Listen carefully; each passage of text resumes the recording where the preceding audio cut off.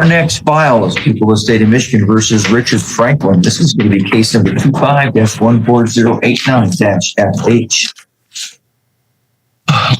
Please. Manager. Robert Hertzell and Mr. Franklin, who joins me to my left, Your Honor. Thank you. You may be seated. Also here this morning is Mr. Kevin Steffel, CH, Michigan Department of Corrections. Appearing today on behalf of Mr. Potter. Potter is the officer who prepared the CFJ, the PSI, for the file. See if I had any corrections. All right, I don't see you know, Ms. Carey. All right, and Mr. Hartnell. Yes, just a few relatively small ones, Your Honor. On CFJ 284B, pages 4 and 5, on 2 of 25, it mentions being on bond. I talked to my client. I believe that was occurring at the same time as 1 of 25. The dates are very similar. He advised me he does not recall being on bond when that occurred. So the court is that makes sense. We'll go ahead and change that on bond status there, Mr. Thank you. Your next one, sir. Yes, Your Honor. CFJ 284V, page 13, offense 22 of 25. When it says habitual offender 45th, I'm sure it meant habitual offender 4. Oh, yeah. Just so we got that accurate. Yeah, I don't think there's that. All right. Got that, Mr. Stapleton? CFJ, yes. 284B, page 13, under entry 22 to 25. The fifth line down. Thank you. Anything else, Mr. Hartfell, regarding corrections? No, Your Honor. Elocution. Yes, Your Honor. I have reviewed the PSI and the recommendations with my client. He was willing to work with our office social worker, Mr. Henderson, who I believe submitted a mitigation report to the court as well. And I have that. Right. Yes, I do always thank Mr. Henniger for that. He always does quality work. My client also has more support in the courtroom. His longtime partner and his daughter are here. They've been very supportive of him throughout the proceedings, and I do thank them for doing so. With this type of underlying situation, I would like to add some context for the court. I'm not trying to make any excuses, just some explanations. My client was heading to work. He misunderstood some of the laws. I'll put it that way. My client has clarified with me that he definitely did not consider himself a sovereign citizen or maybe the extremes that the court sometimes sees. But there's so much information out there, misinformation, just on the street, stuff that quote unquote everybody knows. You have the right to get someone's supervisor, that you can travel certain ways that you can't, things of that nature. And unfortunately, that pollution, I'll call it, a bit of a brain rot society, it's kind of hard to weed out. And sometimes, unfortunately, we end up in situations like this. But my client has advised me that he definitely understands the rules now. It was a harsh lesson, but it was one that he definitely will not forget. He's cognizant of the fact that he has had issues on supervision. However, he pointed out to me, and I do believe it accurately puts on the PSI, that the last time he was actually supervised, he completed that successfully. He wanted me to communicate that to the court. He does take pride in that. He's advised me that his youthful indiscretions probably lasted longer in adulthood than they should have, but he did learn that he needs to obey the rules. And again, he had every intent to obey the rules. He had to learn these rules the hard way, but it's a lesson that I don't doubt he will never need to be taught again. I don't doubt if the court did adopt the recommendation and give him supervision, he would complete successfully. He did have a relatively minor issue on bond in district, but that was resolved. He hasn't had any issues while up in circuit. I really believe he's highly motivated to do well. And just for some compare and contrast, I know this isn't as extreme as some of the other ones the court has recently seen. I'll phrase it that way. Yeah. And I asked the court to factor that in. Thank you. Thank you. Please, Carrie.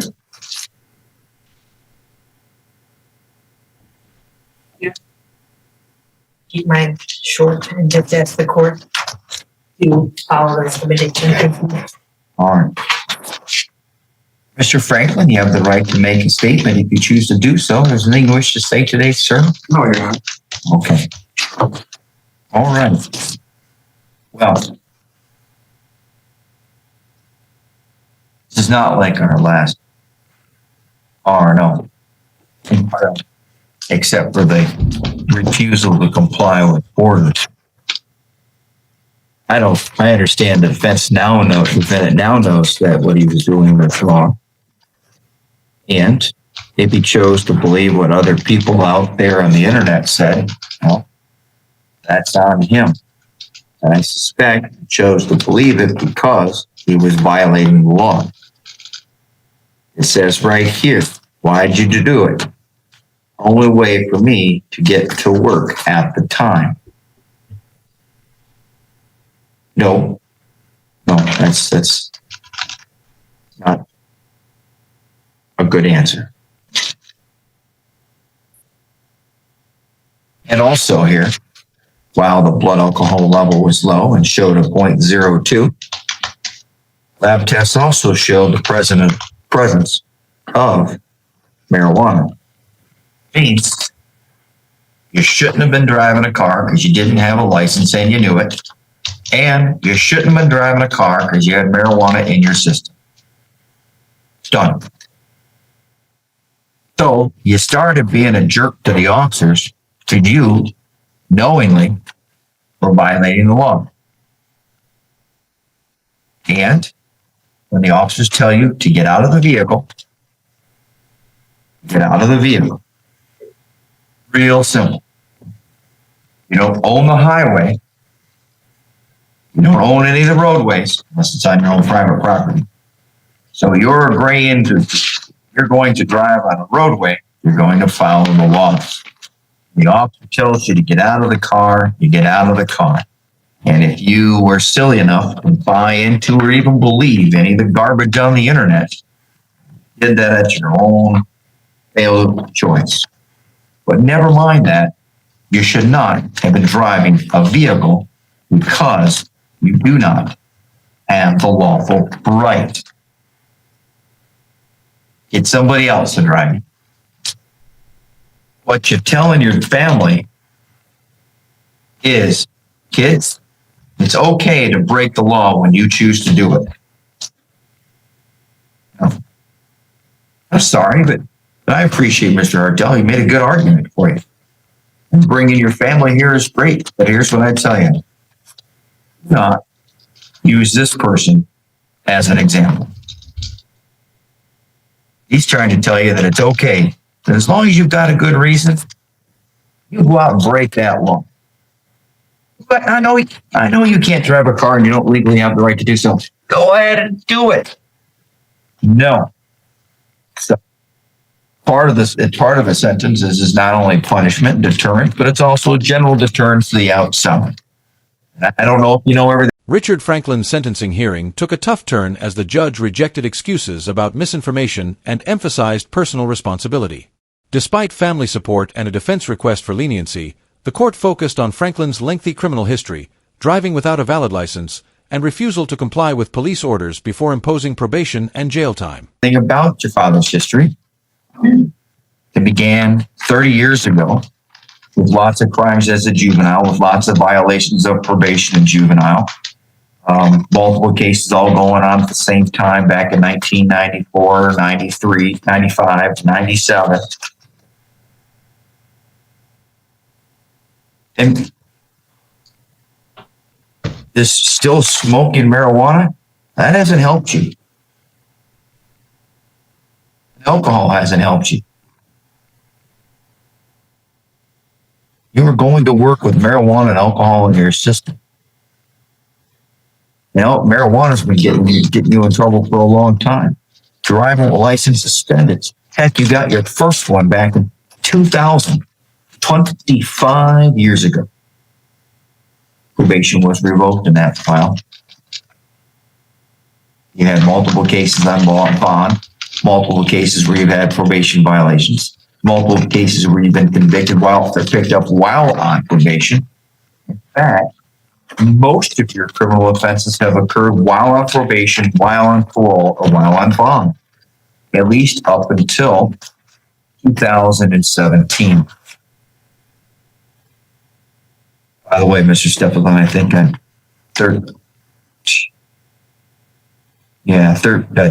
entry 22 of 25, that one occurred to be on bond. Anyways, You've got short gaps in time, even back in 2024. It was just some kind of impeding traffic, but you made it a month. They're just a couple months before you got this case here. So I don't know what it takes. And I appreciate what the social worker does for the public defender's office here. And then it says here that he has turned his life around. Well, there seems to be a time when you did it, when you stopped violating probation and parole, but you still have a longer criminal history than most people. And even most of the defendants who come into court. So, stop breaking the law, maybe stop drinking, maybe stop using marijuana, because so far it hasn't helped you out.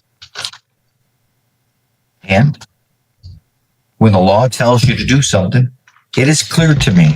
You may have misunderstood what somebody on the internet spoke about. Maybe it was somebody who believed in the sovereign citizen stuff, which is just not true. But you have violated the law, you don't care. At least that's what I see. I don't know what to do other than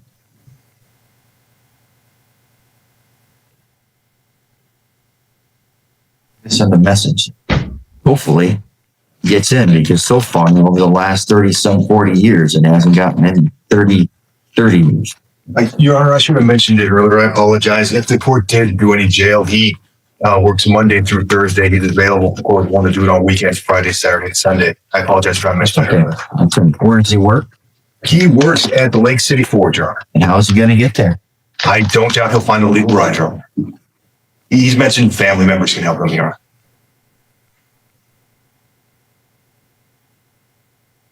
What days does he work?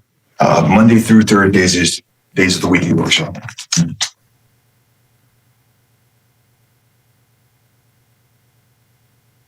Court places the defendant on a period of probation for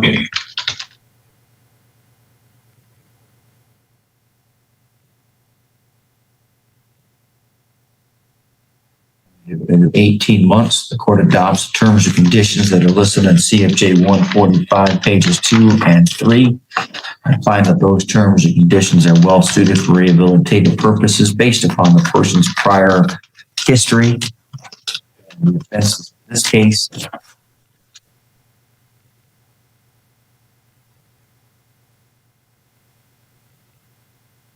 court sentences the defendant to two $50 state minimum fees, a $75 fine victims' right fund fee, a $200 court cost, a $500 fine, a $200 attorney fee.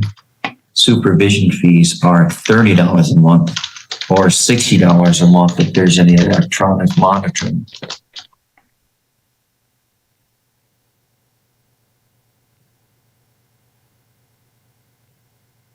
The court for both offenses sentences the defendant to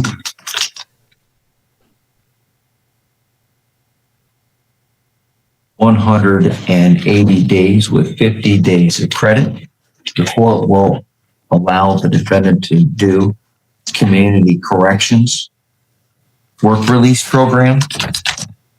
He is to report to the jail beginning this Thursday at what time does he get off of work? He's to report to the Wexford County Jail by 5 p.m. on Friday. He'll serve throughout the weekend, then they'll probably let him out on Mondays. But yeah. Did you mean Thursday or Friday? Did I say Friday? Yes. Thursday. Thank you. I'm sorry I said Friday. It's okay. Yeah, I got you. No, thanks for catching it. And you will be released on community corrections tether. And you will follow their instructions.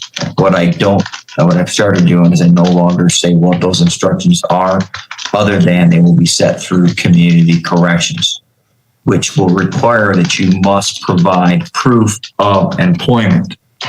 So over the next couple of days, you better get a letter from your employer.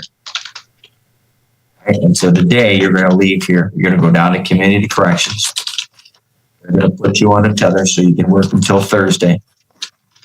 And they'll ask for you to provide proof. Hopefully they'll let you go to work today and have you give the proof tomorrow or something, or somehow over the day. But you got to prove it. Lots of people go down there. And this is an issue that's going to bite the public defenders. I'm no longer going to accept the public defender telling me they've got a job. Right? That's not to pick on you, Mr. Hartel, or any of the counsel. It just invariably proves that most of the time the defendant's lying, never has the job. I'm going to believe you got the job here today. I'm just going to ask you to provide proof of it. All right. Anything else today, Mr. Step? No, I think. Anything else today, Miss Karen? No, thank you. And yes, ma'am. Do you want to set a release time for Monday morning? So Oh. he makes it. What time do you go to work on Monday? I'll be there at 5 a.m. Oh, 4. I